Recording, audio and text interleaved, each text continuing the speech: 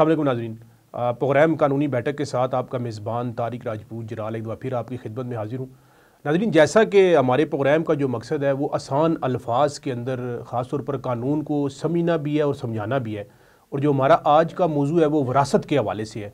आम आदमी जो है विरासत के हवाले से मैंने ये देखा है कि कन्फ्यूज़ नज़र आता है। वो विरासत के कंसेप्ट को समझना चाहता है, जहाँ पर अगर आप शरई तौर पर अगर आप इस बात को देखें तो अल्लाह तबारक व तआला ने कुरान मजीद के अंदर जहाँ पर नमाज, रोज़ा, ज़कात, हज के हवाले से जहाँ पर हुक्म दिया है, अगर विरासत की बात की जाए तो ईच एंड एवरीथिंग, हर चीज़ को वहाँ पर हिस्से के हवाले से, वो बेवा का हिस्सा है, वो बच्चों का हिस्सा है, वालिदैन का हिस्सा है, हर चीज़ को वहाँ पर डिफ़ाइन किया है। आज इस विरासत पर बात करेंगे कि विरासत की तकसीम किस तरह होती है, और ख़ास तौर पर यह समझना है कि विरासत जो है, विरासत उसको तकसीम जो है, वो जो वारस है जिसको हम कहते हैं, उसकी विरासत के हवाले से और तकसीम के हवाले से फिर इसका जो तरीक़ाकार है कानूनी, इस पर बात करने के लिए हमारे देसी टीवी यूएसए के स्टूडियो में फिर मौजूद है माहिर कानून है और ख़ास तौर पर विरासत का जो कानून है इसके ऊपर अपनी एक्सपर्टीज़ रखते हैं मेरी मुराद मलक मोहम्मद ज़हीर अवान साहब हैं। सबसे पहले तो मलक मोहम्मद ज़हीर अवान साहब, आपको खुशामदीद कहूँगा जी। अस्सलाम वालेकुम जलाल साहब, बहुत शुक्रिया, बहुत मेहरबानी।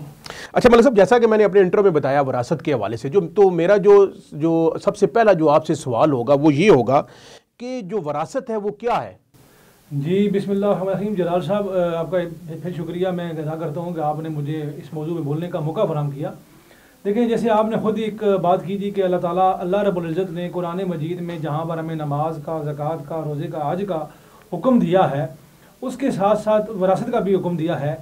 अब जो नमाज, रोज़ा, ज़कात, हज, जो जलाल साहब जो अरकान इस्लाम हैं, इनकी तफसीलात आपको कुरान पाक में बहुत कम मिलती है, लेकिन विरासत का वाहिद जो हुक्म है उसकी तमाम तर तफसीलात, तमाम वारस जो उसके होते हैं, तमाम उसकी जितने भी रूल्स हैं वो सारे मुतय्यन कर दिए गए हैं। यानी हर एक वारिस का कितना हिस्सा होगा वो वहाँ पे मुतय्यन कर दिया गया है। अब आपने का सवाल था कि विरासत क्या है। देखिए, विरासत एक शख्स अली है, उसके नाम जायदाद मनकूला और गैर मनकूला, यानी उसकी वो प्लाट की सूरत में कोई जायदाद है, गाड़ी की सूरत में है, कोई बैंक बैलेंस है, कोई उसका कोई ट्रांसफर लेटर है, कुछ चीज़ भी जो उसके नाम है वो मनकूला और गैर मनकूला प्रॉपर्टी, वो उसके मरने के बाद जो है ना, वो उसकी जो जिस चीज़ का वो मालिक है उसके मरने के बाद वो उसके वारसों में वो विरासत खिलाएगी, उनकी वारसों में मुंतकिल हो जाएगी। यानी अगर हम उसको मज़ीद आसान करें कि जो जायदाद और प्रॉपर्टी मनकूला और गैर मनकूला एक शख्स मरने के बाद छोड़ जाता है वो विरासत कहलाती है। वो विरासत कहलाती है। अच्छा, विरासत कहलाती है। अच्छा मलक साहब, अच्छा अब विरासत जो है वो आपने बताई, जो वो जायदाद मनकूला गैर मनकूला जायदाद के हवाले से। अब जो वारिस है, वारिस कौन होता है? देखिए, वारिस का यहाँ पे इसकी भी बड़ी तफसील है। आज तो मैं आपको बिल्कुल शार्ट बताऊँगा, लेकिन इस पर ना हम एक पूरा प्रोग्राम करेंगे, क्योंकि उसमें सबसे करीबी वारिस तो देखें वो होते हैं बेटे बेटियाँ और बीवी। वालिदैन हैं, एक शख्स अली है, उसके बेटे बेटियाँ हैं, बेटे हैं, या उसकी बीवी है, या उसके वालिदैन हैं। लेकिन अब मुख्तलिफ़ सूरतों में मुख्तलिफ़ लोग वारिस बनते हैं। मिसाल के तौर पर अगर कोई शख्स उसकी औलाद ही नहीं है तो फिर उसकी प्रॉपर्टी किसको जाएगी? अगर कोई शख्स उसकी औलाद में बेटियां हैं फिर किसको जाएगी? अगर एक शख्स खुद फौत हो गया है, अब उसकी औलाद को जाएगी, उसके वालिदैन को जाएगी, उसकी बीवी को जाएगी, किसको जाएगी? ठीक है, लेकिन मैंने कहा मुख्तसर ये है कि उसके बेटे बेटियां, उसकी बीवी बच्चे, उसके वालिदैन, उसके भाई वारिस होते हैं, वारिस होते हैं। ठीक है, वारिस होते हैं। लेकिन हम इस पर एक नेक्स्ट प्रोग्राम करेंगे जिसमें तमाम रिश्तेदारों की शेड्यूल देंगे कि किस किस सूरत में। देखें, बाद का जो होता है कि एक शख्स है, उसके ना औलाद है, ना वालिदैन है, ना बीवी है, ना बच्चे हैं, कोई भी नहीं, फिर वारिस कौन ठहरेगा? मिसाल के तौर पर मैंने कहा अली है, उसके ना औलाद है, उसकी शादी नहीं हुई, या शादी हुई तो बच्चे मर गए, बच्चे पैदा नहीं हुए, बीवी मर गई, वालिदैन नहीं है, भाई भी नहीं है, उस शख्स के भाई भी नहीं, तो फिर वारिस कौन होगा? फिर उस प्रॉपर्टी का वारिस कौन खिलाएगा?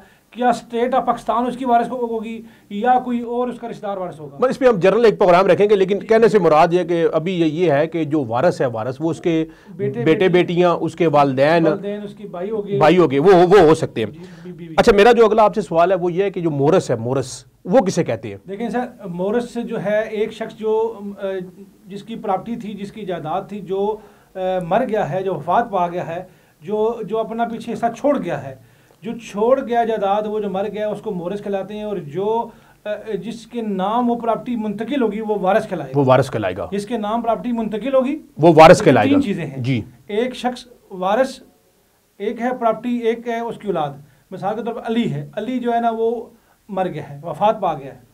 अब वो जो अली है उसको हम कहेंगे मोरस। मोरस। और जो प्रॉपर्टी जायदाद वो छोड़ गया है वो कहलाएगी वरासत। वरासत। तिरका। तिरका। ठीक है जी। और जिनके नाम वो प्रॉपर्टी जाएगी, उसके बच्चों के नाम या उसकी बीवी के नाम या उसके बहन भाइयों के नाम, तो वो वारिस कहलाएंगे। अच्छा, वैसे तो आपने बता दी, लेकिन मेरा अगला आपसे सवाल भी यही था जो तिरके के वाले से आपने बात की, इसको थोड़ा बता दीजिएगा। तिरका देखें, वही जायदाद जो एक शख्स वफात पा गया, उसने जितनी प्रॉपर्टी छोड़ दी है वो तिरके में आएगी। ठीक है, वो तिरके में आएगी। जो प्रॉपर्टी उसके नाम थी, मनकूला गैर मनकूला, यानी एक जायदाद है उसकी प्लाट की सूरत में, गाड़ी की सूरत में, बैंक बैलेंस की सूरत में, तो वो जितनी भी प्रॉपर्टी वो छोड़ के मरेगा वो मरने के बाद तिरका खिलाएगी। अच्छा मलक साहब, इसमें एक और ये सवाल जो सर बड़ा अहम सवाल है कि जो औलाद है या जो उसके आप वारिसीन कह सकते हैं, ये मुझे बताएं कि वो उसका जो है वो कब वारिस कब बनती है, औलाद वारिस कब बनती है? ये जनाब साहब बड़ा अहम सवाल है कि लोग समझते हैं, या हमारे यहाँ अक्सर कंसेप्ट होता है कि मैं अपने बाप या माँ की जायदाद का वारिस हूँ। देखिए, वरासत की मुंतकिली उस सूरत होती है कि जब आपका बाप या माँ जो वारिस है वो मर जाए, मरने के बाद आप उसकी जायदाद के वारिस बनेंगे। वारिस बनेंगे। मिसाल के तौर पर मैंने जैसे कहा कि एक शख्स अहमद है, अब उसके 3 बेटे हैं, 2 बेटियां हैं।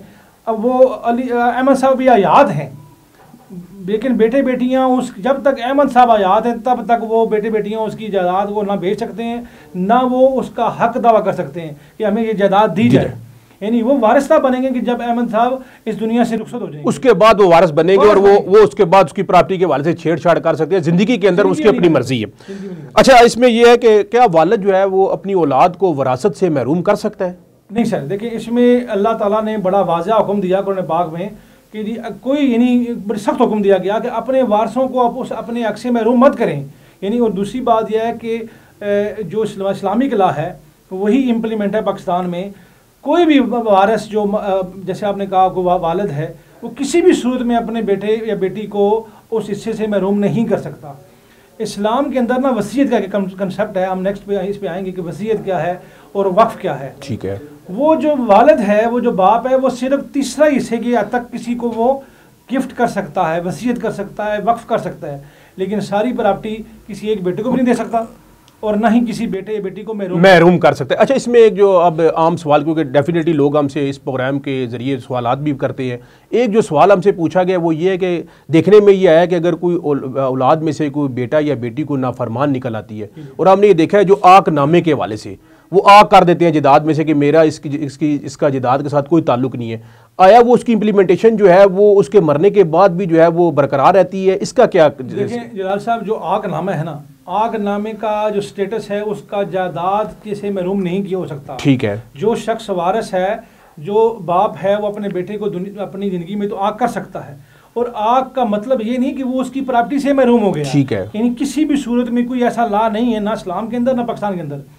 उस आग नामे का तस्वर ये होता है, जो कंसेप्ट होता है कि अगर कोई भी ये जुर्म करेगा, मतलब वो डकैती करता है, कोई जुर्म करता है, शराब पीता है, या कोई भी ऐसा जुर्म करता है, उसका मैं जिम्मेदार नहीं हूँ। यानी सोसाइटी के अंदर वो अपने आप को साफ कर रहा है कि अगर मेरा बेटा कोई जुर्म करेगा तो मुझे कोई गिला ना दे। ठीक है। इसका यही तस्वर है। बाकी उसके मरने के बाद यानी उसकी जायदाद से उसके बेटे उसके भाई को महरूम नहीं कर, जिस तरह सबका हिस्सा बनेगा उसके मुताबिक उसको लीगल हिस्सा मिलेगा। अच्छा, अब आ जाते हैं कि विरासत की तकसीम, ये विरासत की तकसीम जो है ये कब होती है जी? देखिए सर, इसमें बड़ी अहम आपने सवाल किया। इसमें 3 चीज़ें बड़ी अहम हैं। ये जो हमारे नाज़रीन सुन रहे हैं, जब भी कोई शख्स वफात पाता है तो उसके मरने के बाद सबसे पहले हमारे यहाँ ये होता है कि हम उसके कफन दफन का एहतमाम करते हैं, यानी उसको जनाजे का वक्त मुकर्रर करते हैं, फिर कब्र खोदते हैं और उसके बाद उसको दफनाते हैं।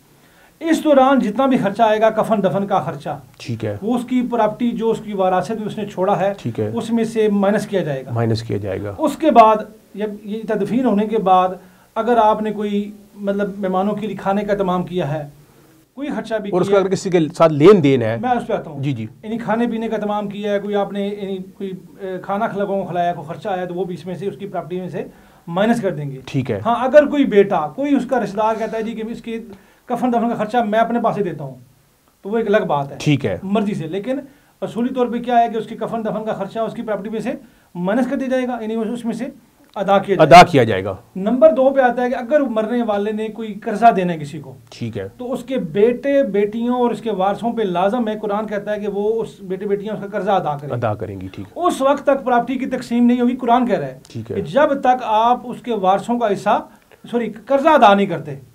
कर्जा अदा करने के बाद तीसरी शर्त क्या है? वसीयत।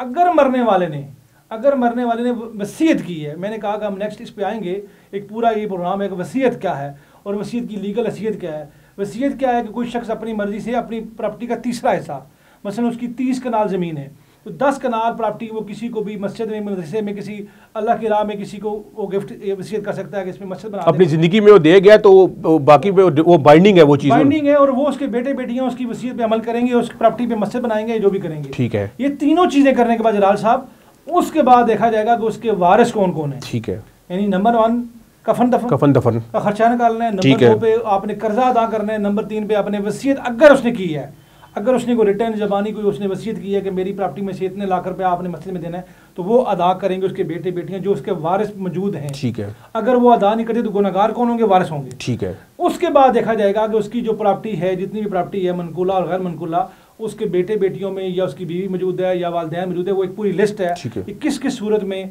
कौन कौन वारिस बनता है। ठीक है। तो वो तमाम वारसों में फिर उनकी हिस्सों के मुताबिक तकसीम होगी। ठीक है। लेकिन आप बेटी का हिस्सा आधा है, बेटे का हिस्सा डबल है। ठीक है जी। तो अब वो फिर हम इसमें नेक्स्ट आएंगे। ठीक है। इस तरीके से ये सारा हिस्सा तकसीम हो जाएगा। अच्छा, वरासत फॉर एग्जांपल अब एक आदमी की डेथ होगी जिस तरह, अब उसके वारिस मौजूद हैं, अब उन्होंने कानूनी तौर पर अपने आप को वारिस डिक्लेयर करना है, तो इस हवाले से जो कानूनी जो मेथड है, जो कानूनी तरीकाकार है, उस हवाले से जरा गाइड कीजिए, क्या करना पड़ेगा? ये बड़ा अच्छा आपने किया।